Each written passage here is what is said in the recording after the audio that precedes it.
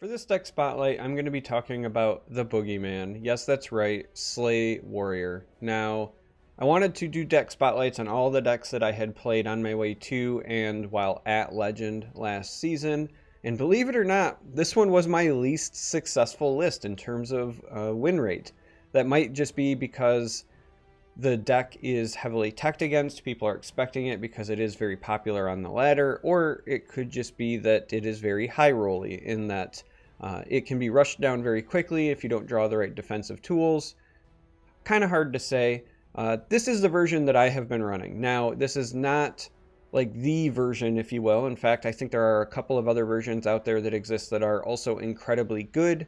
Ian Bits and Turquoise Link have been piloting one that uses Flesh Atronach and Improvised Weapon for some OTK options. For example, I know that Aini has one that has a lot of like one-ofs, silver bullet inclusions that has been very popular on the ladder as well. But this particular version is the one that I've been running, and so I wanted to share exactly that, what I've been running. So if you're not familiar with the list and you just haven't been on the ladder in a while, the entire point of the deck is to make use of cards like Quicksilver Crossbow, Sword of the Inferno, and Swish the Wimpy to take advantage of your incredibly powerful slay effects in the list, specifically things like Falkreath Defiler, Night Talon Lord, or you could just use it for burst healing, right? So Squish the Wimpy on a Night Shadow or a Dark Seducer can also get you a lot of health back. The list does also run Unstoppable Rage for some very big swing turns.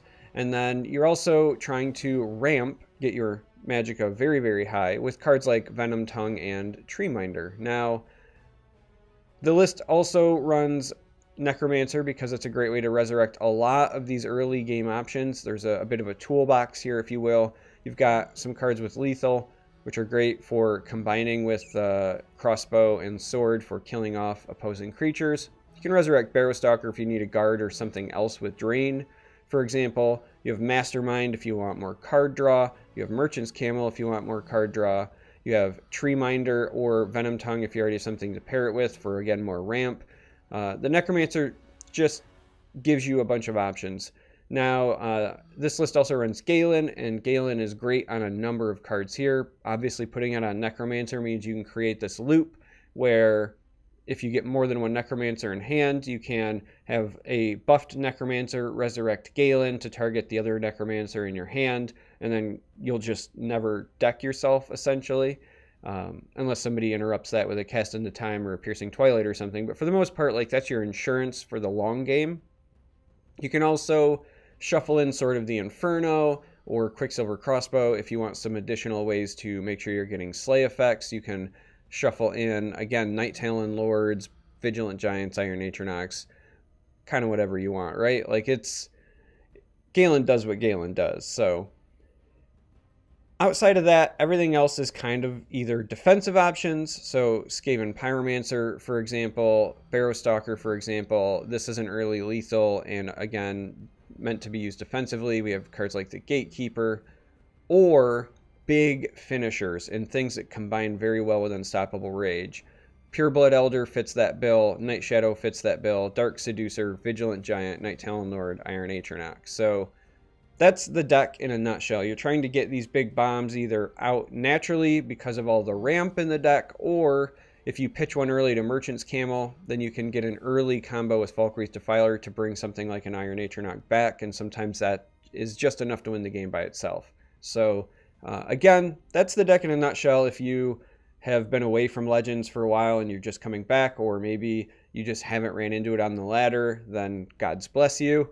But that's the list, and we're going to go play some games so that you can see it in action and get a feel for what the deck wants to do. Well, well, well. This is either going to be really interesting or potentially really bad. We do not want Cicero in the opening hand here, but we do like the 2-drops. And when I say interesting or bad, what I really mean is it could be a very interesting matchup if we're paired up against the combo Crusader, but if this is an aggressive Crusader, we could be in a world of hurt. It's also worth noting that there are a couple of other Crusader variants that have recently popped up on the ladder. I've played against an interesting mid-range list a couple of times, and then I know that myself and Dragon Tamer Blade, for example, have also been piloting a Prophecy Crusader list, which is I know a little bit out of the norm. But I'm actually going to ring this out. Even though there's not an immediacy, this helps me hopefully take control of the field lane, and if we get Rally to trigger on Barrowstalker, it makes this a bigger wall, and also a potential play from hand with an Unstoppable Rage later if this gets up to, like, you know, a 4-5, for example. I am ready to join the circle. Now, we have to make the decision here about whether or not we actually want to use our crossbow to get rid of that or not. I think the answer is no. I think we're just going to go ahead and take the Rally. We didn't hit either of the targets we wanted to hit, but I smell the stench. We'll put this in front living. and hope that this is sturdy enough.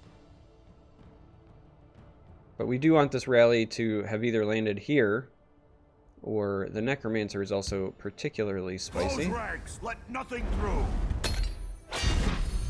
Protect the Harbinger.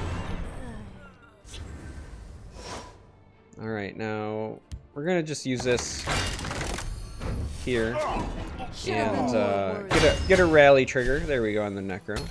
But so far we've seen 2 Prophecy cards. This very well could still be Prophecy Crusader. By Arce's beard, stay back. Or it could be, again, some sort of aggressive variant. It's kind of hard to tell. We'll take him to the cusp, and then we'll disrupt the Barrowstalker. Of the living. We could develop this if we really wanted to get something going here. I think we will. Doesn't mean breaking a rune if we want to attack and get the Rally, but the thing with this deck is we have incredible bounce back potential. They used a Vigilante to get rid of it anyway, so it's good for us. The downside, however, is we haven't seen any of our ramp options, so I think we just pass here. We don't want to use a ring charge for a Necromancer if it's not going to let us further our game plan. In a scenario like this, we would ideally want to draw or ramp, and we can do neither of those things, so... Skaven doesn't really help either, but My servant. we'll go ahead and get an Assassin out, just because that will maybe let us contest there. We know our opponent's also running Charge.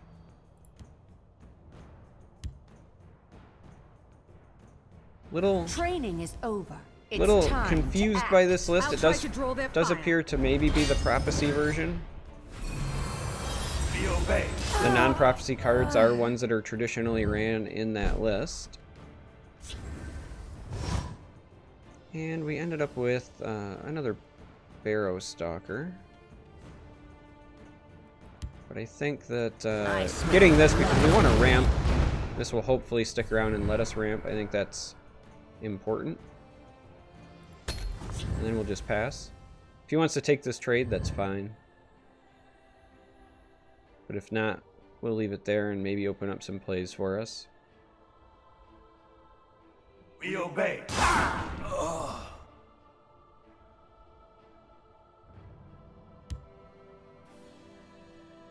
I am ready to join the Right now, we're just trying to fight for control of the board a bit. I have no fear of you, cowardly Ooh, this is going to be a very painful turn for us. Now that things have finally gotten a bit away from us. Dead. Hardly a challenge.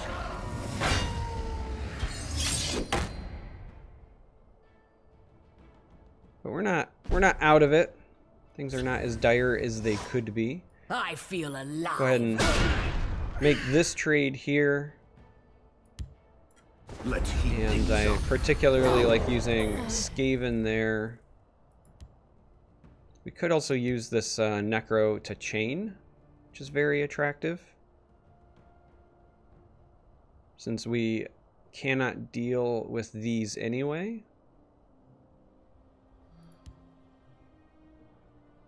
Or we could just develop these two. I smell the stench I of slay the the living. unworthy. And save this for a future chain in case we do get something a little bit juicier to warrant the actual Necromancer. I suppose saving this for after the Skaven dies to maybe pop Skaven again has a greater potential We impact. obey.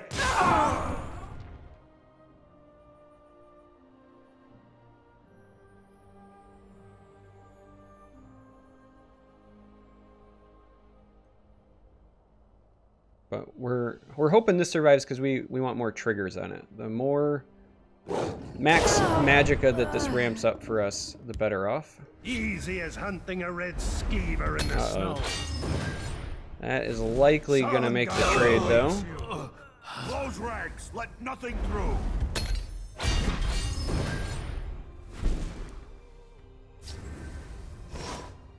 Likely gonna make the trade. So here I think what we do is we just develop two things with Slay in the shadow, hope they don't have an answer, and then we'll go from there. Because again, our goal, ramp up, also goal, summon big beefy threats, Pureblood Elder Stay back. qualifies technically, and saving this is going to be rewarded in terms of patience because this can also bring this back. We don't have to Necromancer chain. There's nowhere they can hide. The hunter becomes Also, the our hunted. opponent's spending so many You can't resources defeat me. on I will taste delaying us is really just helping us. I wasn't looking for trouble. We're going to go ahead and do that. And let's see what we draw. No move we can't anticipate. Really like the Rage here. Rise, my servant. But we'll Steal from folks who ain't using it. pop That's back the one key. of these.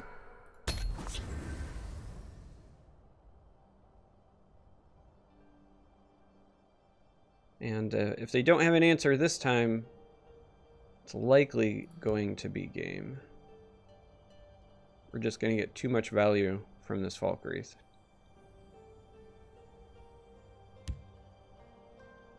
Close ranks. Let nothing through. Alright, so they get a little bit of reach working in their favor.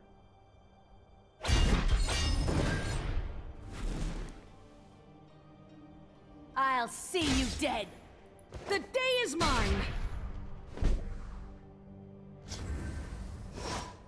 But yeah, that's likely going to be it. So we're going to go ahead and take a Rage here. And we're going to get back our Elder. I smell blood on the wind. We're going to get back a Necromancer. Rise, my We're servant. going to get back our Venom Tongue. Claws are sharp and thirsty. And we're going to get back a Barrow Stalker. I smell the stench of the living. And let's get back the Mastermind to draw. They've no move we can't anticipate. Take the Tree Minder. And I don't think we want to break runes quite yet. So we will actually just take the Merchant's Camel here on our Mastermind. To get a sword, that seems like a good pickup. And then we're going to pass the turn and then consider going in next turn. By waiting, we also open up a lot more drain for stabilization, because if this Barrow Stalker survives, sword Their defenses will crumble. plus crossbows help significantly. So go ahead and do this. And then we'll do this. Because again, we want this Wrong drain to place for a trigger. We want midnight to stabilize quite a bit. And we're gonna slow push in and try to finish them off, but they take the concession, and there you have it. So that's game one, and we will play another game, because again, for these deck spotlight videos, I normally do 2 games so that we can show off the deck. So if you're not familiar with how this works, and that might be because you're coming back to Legends after a break, or maybe you just don't play a lot of meta decks on the ladder, then you can see it in action. But if you've been playing Legends, I'm sure you're familiar with this deck. Okay, we're on to game 2, and this one is going to require some dancing, because Tribunal can be a bit of an issue. We're going to throw back one of these squishes because we actually want, you know, creatures that we can play this on. We actually also want some card draw. Actually, let's get rid of 2. We don't need this many activators. We want card draw and ramp early. So we're going to keep Squish because it's arguably one of the more powerful cards in the deck. But we're going to mulligan the other 2 in hopes that we find things like Tree Minder or Merchant's Camel, so that's a great pickup, and so on and so forth. And we have to be very careful with how we use our resources against Tribunal because they have typically a lot of ways to punish us between Hallowed Death Priest, Piercing Twilight, Cast into Time. I I smell think playing a the proactive stench of the Barrowstalker is living. fine against Tribunal. It's very unlikely you're going to out-resource them. You're not going to win this game by attrition, so playing something and forcing them to either answer or generating some pressure is typically not a bad thing. I mean, you don't want to go breakneck balls to the wall aggro against them by any means. You still want to be smart, but, you know, doing something like this, forcing them to use a removal and a ring charge for that, I think is entirely fine. And then we just pass it off so we can play our camel, because despite the mulligan of a squish and a crossbow, we're still just picking up our activators. So here we're gonna play the camel. Cicero's a good pickup. Wow. And we're still just finding a bunch of activators. We're gonna take another squish. The reason I like to value the squishes over the swords is because squish on something like Night Shadow or an Iron Atronach later, for example, can mean an awful lot of breakthrough. So the upside of squish is just that much greater than something like sword. It gives you an opportunity as well to deal more damage to get that slay. So if you have like a Falkreath Defiler, squish allows you to hit something that does have 3 health as opposed to 2. Well, they really don't like my camel, do they?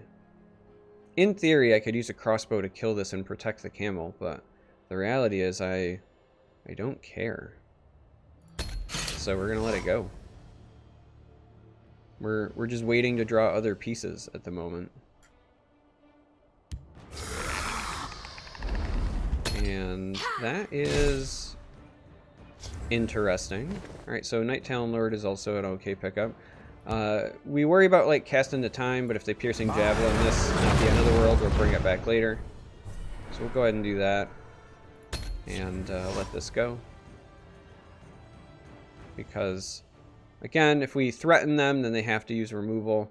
And the more we can kind of like drain out of them, the less likely they're going to have it to respond to our big splashy turns. So there's the Javelin, and again, we're fine with that. Cast into Time on most of our threats is also not that big of an issue, just because we have a lot of one-ofs.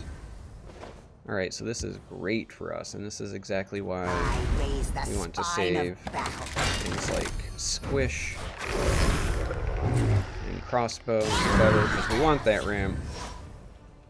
We could have also left the Harpy, but if they didn't have an answer for this, they would still just trade with the camel anyway, so slowing them down a bit helps.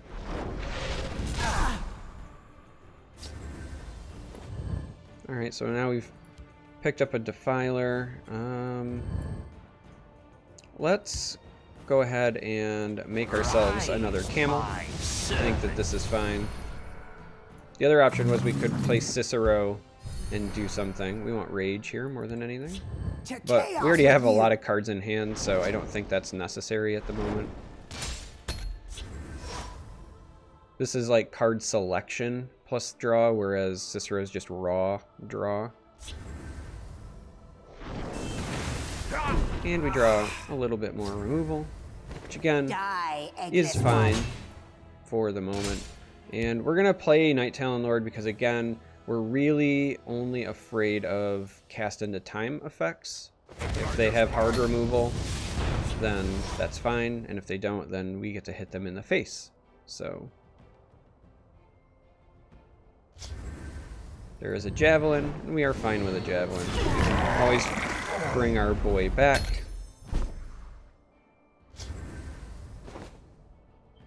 And there are a couple of different ways that we could do that now if we wanted.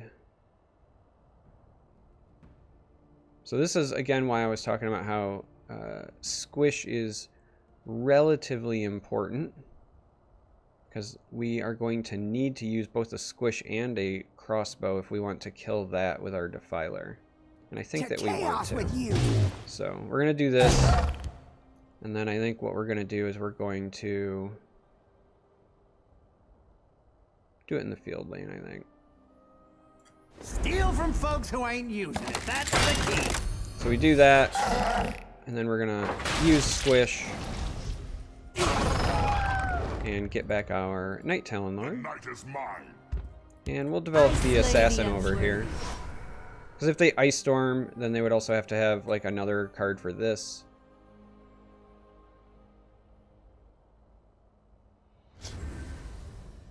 So they have the Firebolt. But that is it. Okay, so we get to get some damage in. And that's exciting for us. We're going to take that. Do not vex me. We'll take the Should've been rally more here worthy. that we get on the Skaven, and I don't think for 1 damage it's really worth it for us to break that rune. And all of the other cards that we have in our hand right now are I slay the unworthy. relatively reactionary. We're going to play this just because if they try to put a guard in front, even though this would likely eat it, we would just prefer the damage, I think, at this point. And we'll call it good there.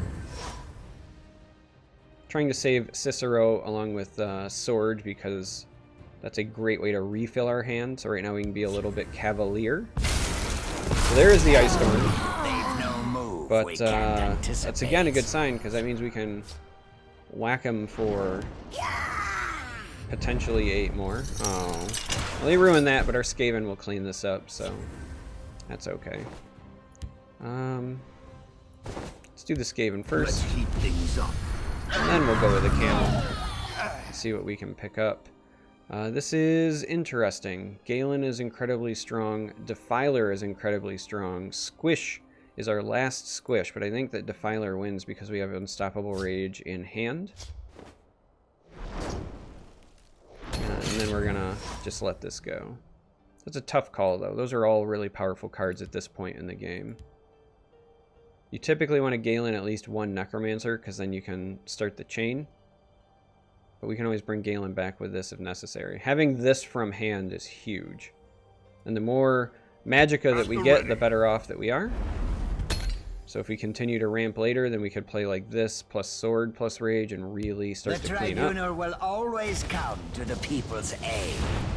Behold the Tribunal's power.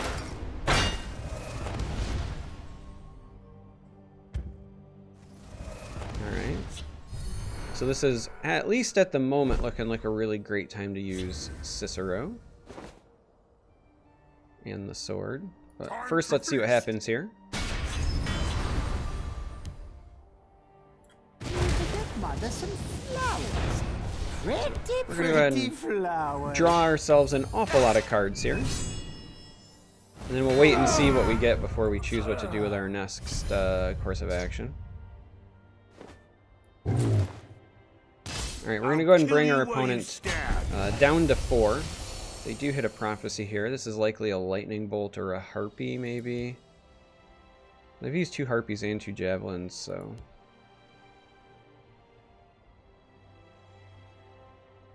it'll be a bit curious to see.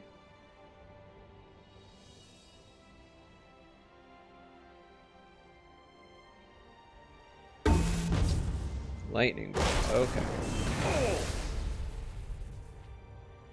So at this point, there's a couple of different things that we could do, but the one that makes the most sense to me is to Tree Minder and then squish the Wimpy on Arch Cannon. So we're going to go ahead and Tree Minder, because that just opens up ourselves with more options, but we're going to fight this and summon it, and that gets the concede. There you go. So that's what you do with this particular deck. Again, if you've been on the ladder lately, you kind of know. So anyway, if you made it this far, thanks for watching, and until next time, may you walk on warm sands.